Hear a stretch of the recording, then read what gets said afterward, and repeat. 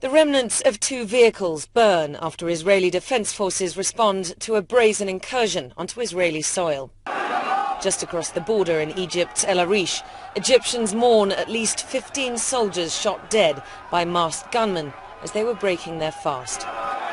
It's not yet clear who it was that attacked this army checkpoint, then commandeered a truck and armoured personnel carrier, which Israel says the gunmen then filled with explosives and drove across the Israeli border. But Egypt's new president promised swift retribution. This incident will not pass lightly. The armed forces will assume complete control over these areas of Sinai to secure them, and those who carried out the attack will pay a high price. The Israeli defense forces say they'd had intelligence of a possible attack. That's why Israeli air power was on hand to strike and kill the 5 gunmen who made it through onto Israeli territory.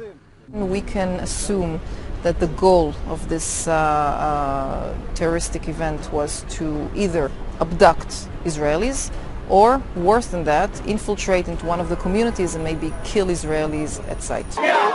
Since the popular uprising last year, which ousted Egyptian dictator Hosni Mubarak, there have been numerous acts of sabotage on the pipeline which exports gas from Egypt to Israel, plus several attacks on Israeli troops and civilians along the border.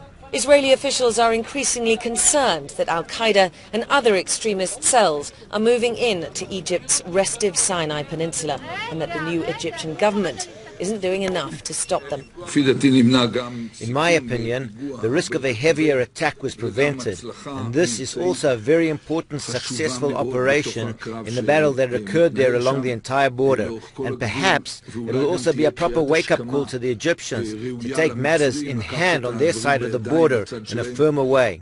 Despite the significant loss of life on the Egyptian side, Israel says this was a terror attack which could have been far worse, and that along this sensitive border it will have to take matters into its own hands to stop attacks apparently emanating from Egyptian sovereign soil. Diana Magnay, CNN, Jerusalem.